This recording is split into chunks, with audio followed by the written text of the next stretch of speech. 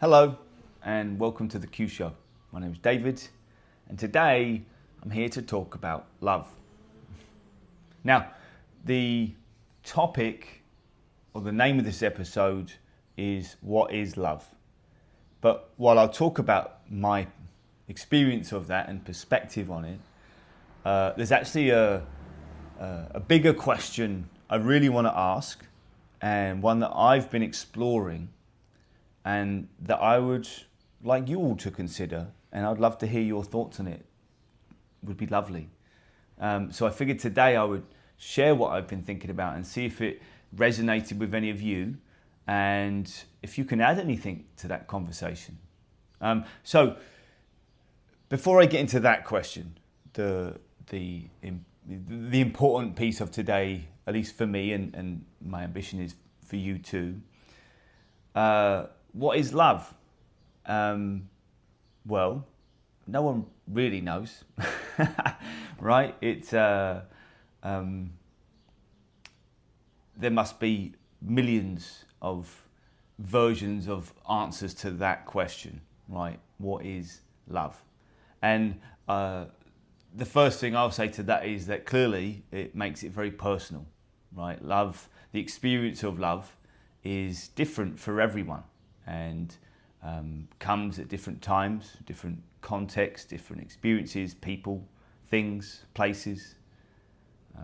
Love can grab any of us at any moment, and each of us at different moments, which is one of the things that makes us very interesting.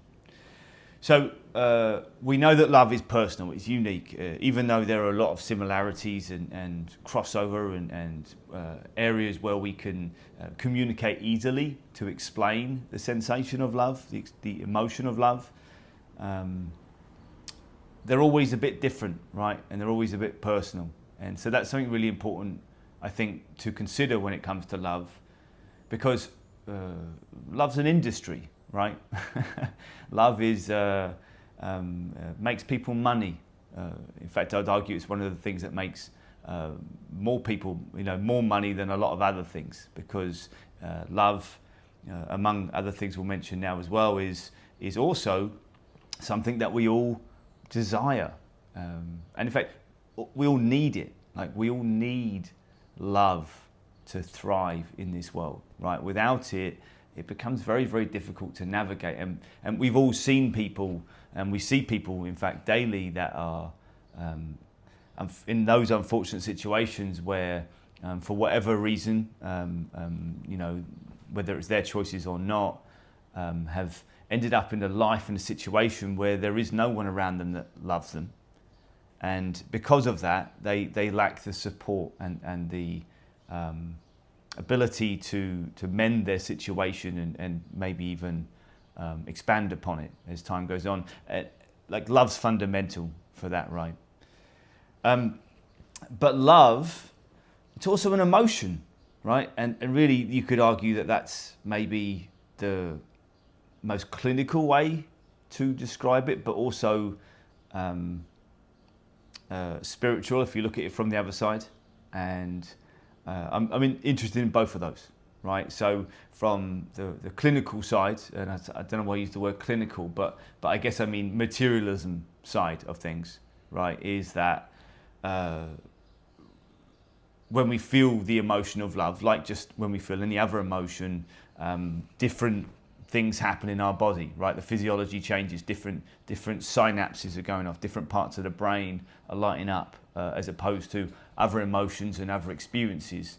So on the materialism level, the scientific level, the physical level, it's a physical thing that's happened to us. It's a physical change.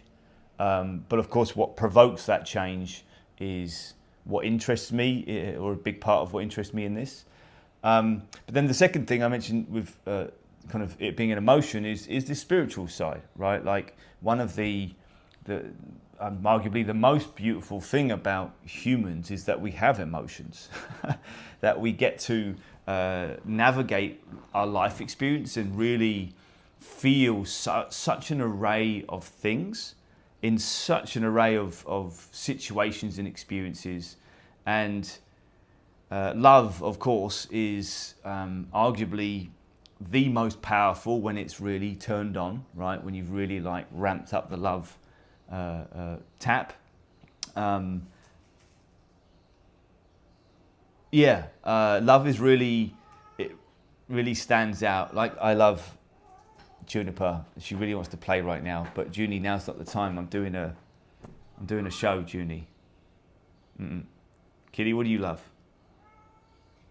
You love to play? I know. We'll play a little bit after this, okay? All right. Excuse me. Back to the show. So love is a spiritual emotion in that, and again, as humans, we get to feel these emotions, we get to reflect on them, we get to contemplate them, we get to talk about them with others, we get to learn about them from others' experiences. And by the way, particularly or in particular through art, right, and entertainment, I would argue that one of the greatest reasons and what makes entertainment and art such an essential part of life is it's actually one of our greatest points of access as others, as outsiders, into other people's lives, into how people think, how people feel, right? I've tried to wrap my brain on this, like, and there's of course lots of different things, but like art and the access you're allowed and you're invited into when it comes to like others' interpretation of the world and reality. And what's important to them and their, really their emotions on show through the art. It's really an amazingly eye-opening thing. And to bring that back to love, we love art, right? We really love art and movies and books and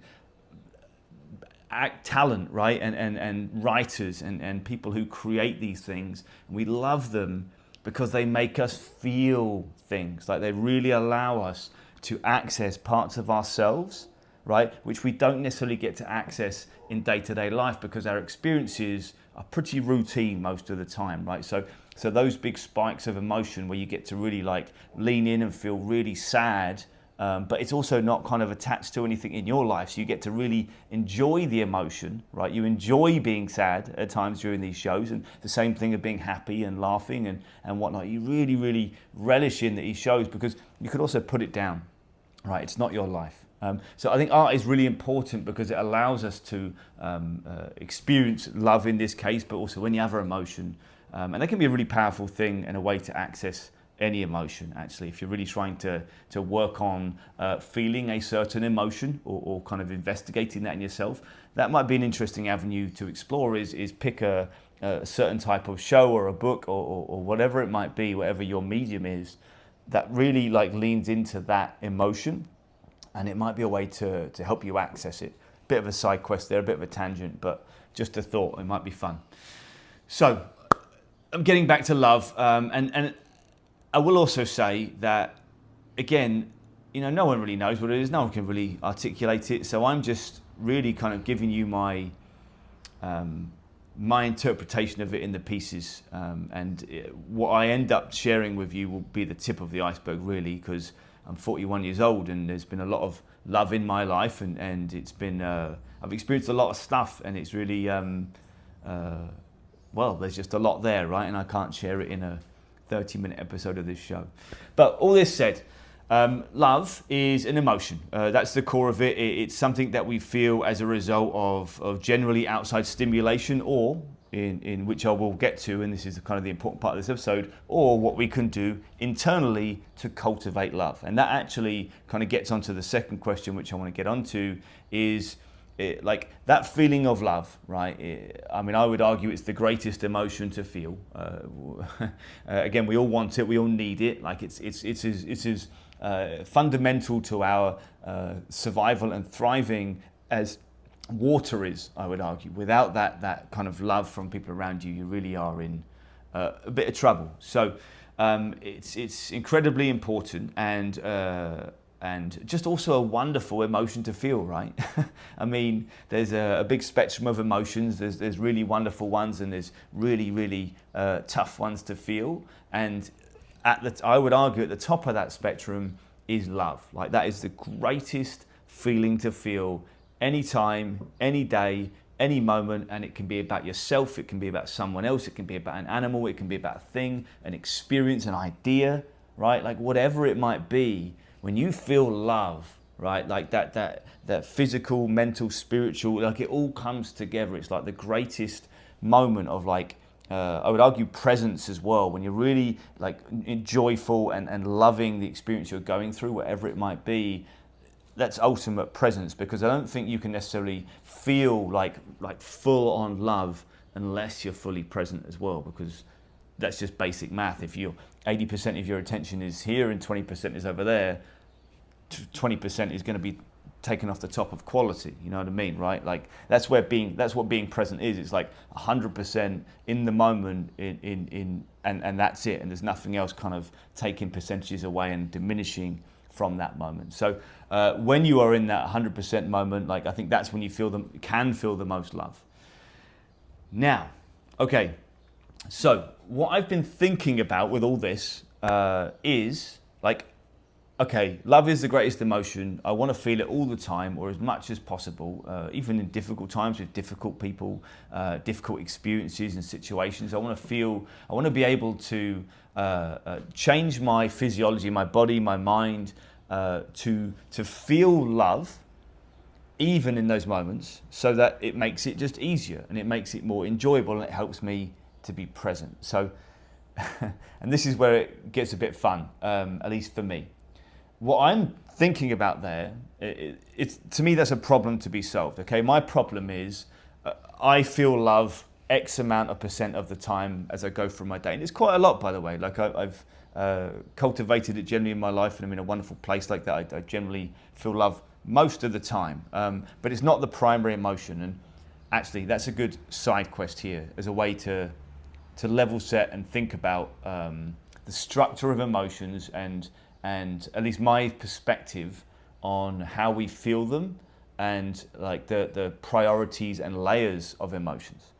So let's talk about love, right? When you meet someone who is like, and not even necessarily romantic, it might be a best friend, it might be a potential colleague or a client, whatever, and you just like smash together, and there's this just like of love, right? We all know it. There's just like the dopamine is going nuts. You're just feeling like, oh my gosh, I feel so much love right now, right? And we often say like we're in love with that person. And I argue that perspective isn't necessarily the right one. And here's what I mean by that. Instead of being in love with someone, right? Like the love is gone out, and it's kind of that person is just kind of it's being thrown out to them. What I think it is a bit of a reverse, actually. It's that person or that experience or that animal has allowed you to access the part of yourself that feels love, right? So it's opened the door to that emotion, okay? And again, when you're on like the peak, it's like at the top. There's no other emotion, because you're feeling it so strongly. That person has like opened this door for you, or that whatever it is, they've opened that door for you, and you feel it the most. And let's go with a romantic version, right? You kind of into someone, you're like amazing, and you get into that love, and you start what they call the honeymoon period. And the thing is, with the honeymoon period, it's wonderful, right? And then after that, it kind of gets a bit more complicated, a bit more difficult, and you have to kind of work a bit harder at it.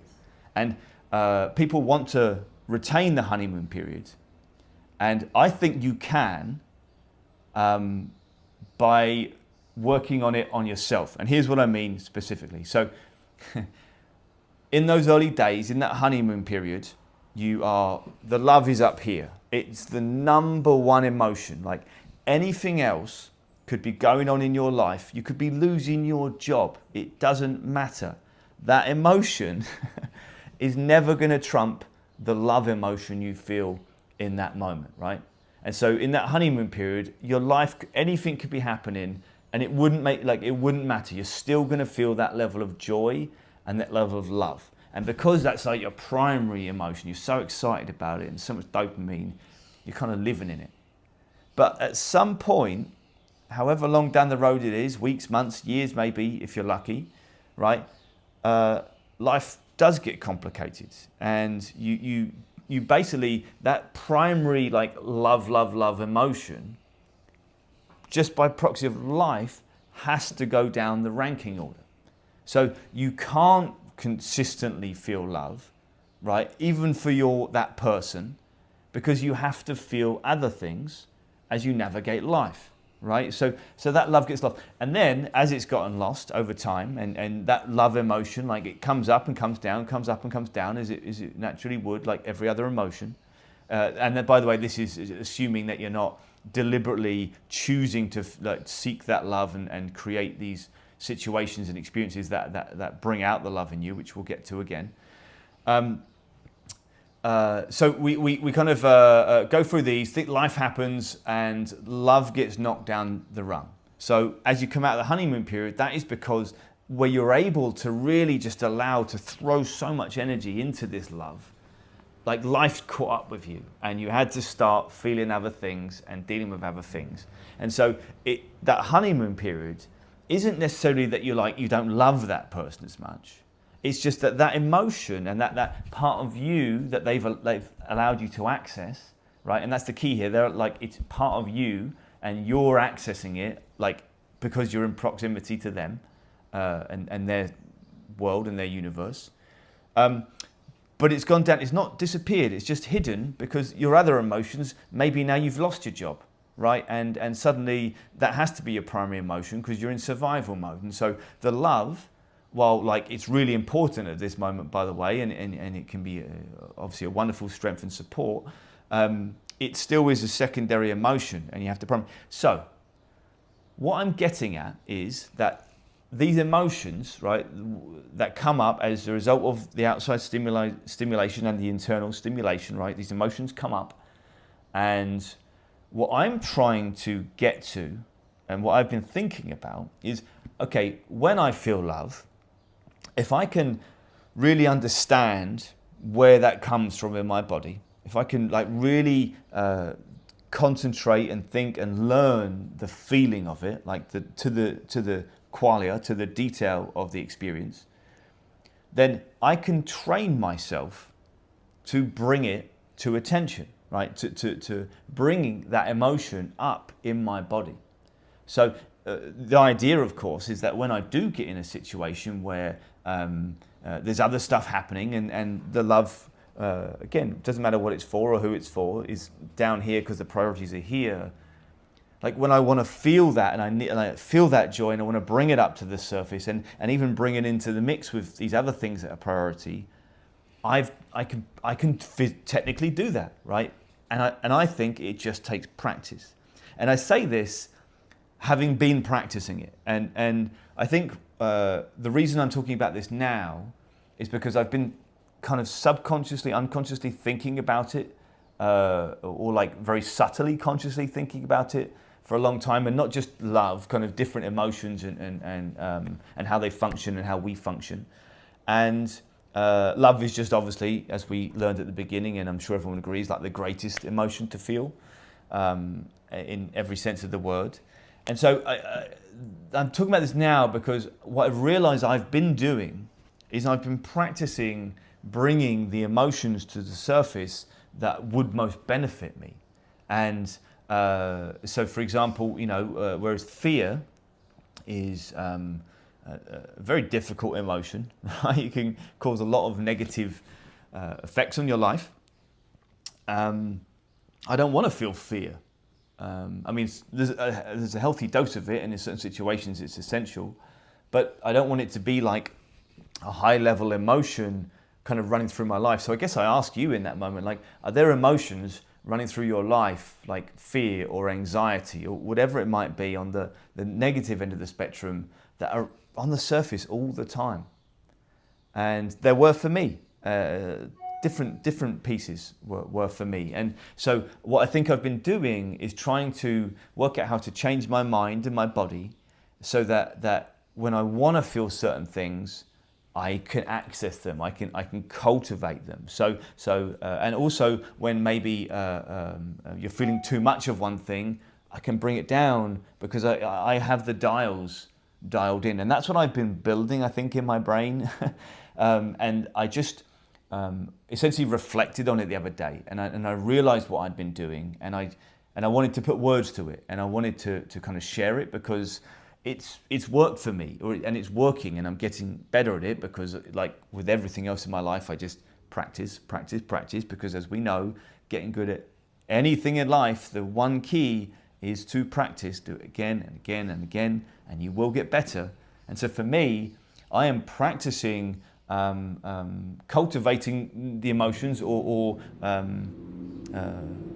alleviating certain emotions depending on the situation and context. And again, like I'll go back to the, watching a movie or a TV series or reading a book, right? There's emotion. I want to feel the emotions that the artists are trying to provoke in me in those moments. That's the joy of it, the pleasure of it. Like there's joy in the sadness you feel in that because you just that it's like part of experiencing yourself. Like I think that's what entertainment gives us. Is it like with love, right? Love isn't an external thing. It's you accessing part of yourself. And so entertainment and art allows us to access part of ourselves that we can't on our own. At least we haven't been able to generally, but this is what I'm saying, is we can cultivate it on our own. I'm doing it, I'm practicing it, and it's so exciting and fun and helpful. Oh my gosh. And like with a lot of these things that I've been developing over the last X amount of years, I've got 60 years of my life left, and I'm just now starting to practice this stuff in a deeper sense. So think how good I'm going to be in 40 years at this, how tuned my mind is going to be, and how I'm going to be able to navigate life, because I will be able to regulate my emotions at such a minute level. And that's the reason I wanted to share this, is because I think every single one of you are just like me, and you can absolutely do the same. You can learn to regulate and really bring to the surface those wonderful emotions like love, and really feel, but allow yourself to alleviate the pressures and the strains of these negative emotions that bring so many of us down every moment of every single day. And like, love is the best, right? Like we all love so many things. I love just life, like to be here. It makes and I'm feeling it now and I'm saying that out loud. Like I love to be doing this and to be able to be communicating with people and to have my Juniper here, to be in my home, which I love, to be able to paint and to build Q and to help people develop these things among many other things and change their lives. I love to walk and to experience animals and nature, and most importantly, I think I just love to learn. Like I love to be curious. I love to add on and add on and add on, because and that is is really helping me, because I love to do that, and I'm in this wonderful stage in my life where I'm able to just learn, which by the way anyone could be in any moment, and I guess that's the point of Q. But I'm in it and I'm living it, and I love my life. I love life and all that it has to offer. And with this new way of really drilling down on the detail of my experience, the qualia of my experience, it's a game changer. And I guess I just wanted to offer that to all of you. So the question today is what is love, right? Who knows, really? What I do know is it's just the greatest feeling of all the feelings. And I do know that I want to feel it more times than I'm not feeling it. And what I do know now is that I can change that. Like I have the power to literally make that a reality. And what I do know is that the same is true for you. So if you want to feel love constantly or more often or is more consistently, and feel fear and anxiety less, there are paths towards it, but you have to turn your mind to it. You have to pay attention, and you have to practice these things. You have to really get to understand yourself. You have to practice feeling it. You have to practice paying attention, practice learning about yourself. And then when you do learn, when you do have enough information to do one piece of it or another, that's when you really start to practice changing it. And it doesn't happen overnight. It happens piece by piece by piece. And like what I'm talking about now, this is probably at least a decade in the making. Just this conversation and this idea, like really trying to understand it for myself, and just in general as a species, as a people. So that's today, like love, and I really, often at the end of my episodes, I say, big love to all of you, and I mean it sincerely. Like I have so much love for people and for all of it, for the experience we're having together. I think, and that's I have a lot of love and joy that we all get to do so much, and we all get to experience so much, and like what an amazing time to be alive, really. So like I really do lead with love, and it's not always been that way. I had to practice at it for a long time, but at this point it's really wonderful, and I'm constantly feeling joy and bliss, whatever the case. And I think that the cultivation of love and bringing that emotion to the surface is one of the most important reasons that I'm able to feel like that today.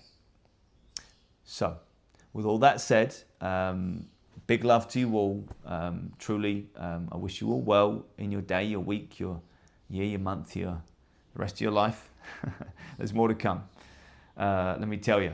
But yeah, I'll be back soon with more. Take care.